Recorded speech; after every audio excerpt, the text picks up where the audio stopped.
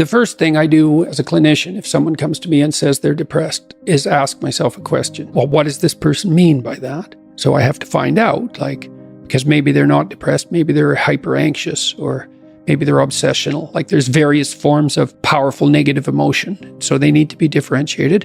But then the next question you have to ask is, well, are you depressed, or do you have a terrible life? Or is it some combination of the two? So if you're depressed, as far as I can tell, you don't have a terrible life. You have friends, you have family, you have an intimate relationship, you have a job or a career. You're about as educated as you should be given your intelligence. Use your time outside of work wisely. You're not beholden to alcohol or other temptations. You're engaged in the community in some fundamental sense, and all that's working. Now, if you have all that and you're feeling really awful, you're either ill or you're depressed. And so then sometimes there's a biochemical route to that, treatment of that. My experience has been as a clinician is if you're depressed, but you have a life and you take an antidepressant, it will probably help you a lot.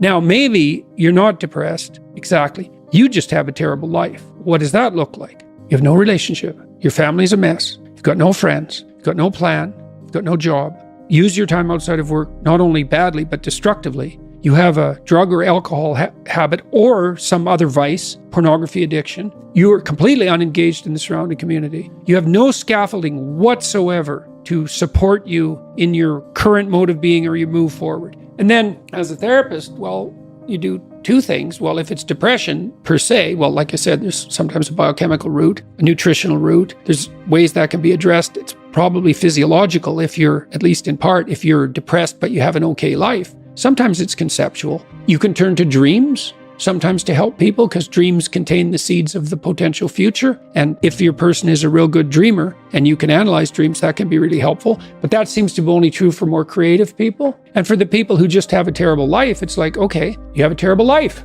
Well, let's pick a front. How about you need a friend, like one sort of friend? Do you know how to shake hands and introduce yourself? I'll have the person show me. So let's do it for a sec. So it's like this. Hi, I'm Jordan.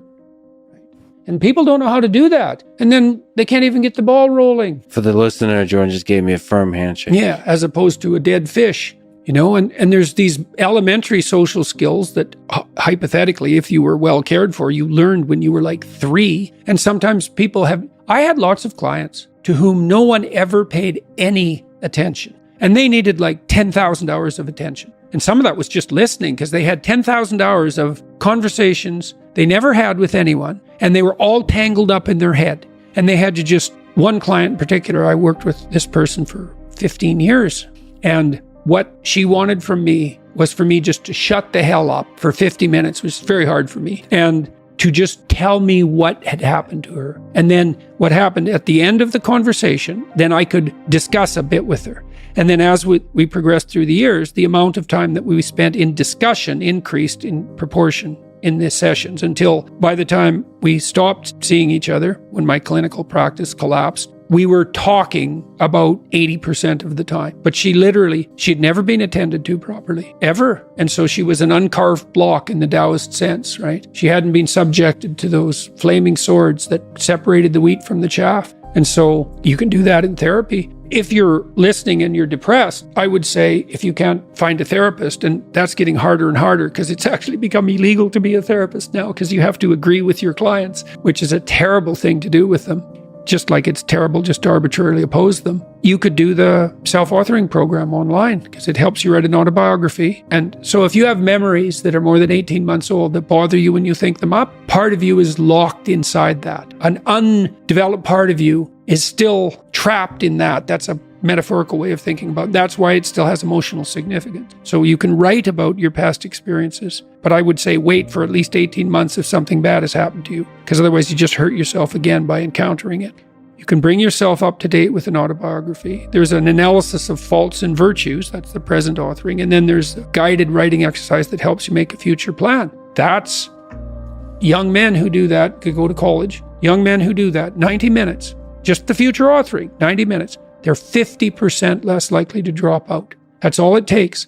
So sometimes depression is this heavy cloud that makes it hard to even make a single step towards it? Or you said isolate, make a friend. Oh man, sometimes The first step is extremely difficult. Oh my God, sometimes it's way worse than that. Like I had clients who were so depressed they literally couldn't get out of bed.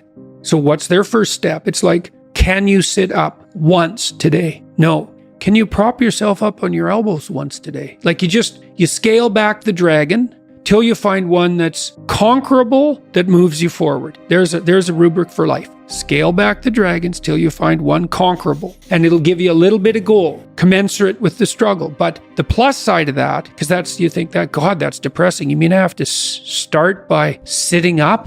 Well, you do if you can't sit up. But the plus side of that is it's the Pareto distribution issue, is that aggregates exponentially increase. And failures do too, by the way, but aggregates exponentially increase. So once you start the ball rolling, it can get zipping along pretty good. This person that I talked about was incapable of sitting with me in a cafe when we first met, just talking, even though I was her therapist. But by the end, she was doing stand-up comedy. So, it took years, but still most people won't do stand-up comedy. That's quite the bloody achievement. She would read her poetry on stage too. So for someone who was petrified into paralysis by social anxiety and who had to start very small, it was a hell of an accomplishment.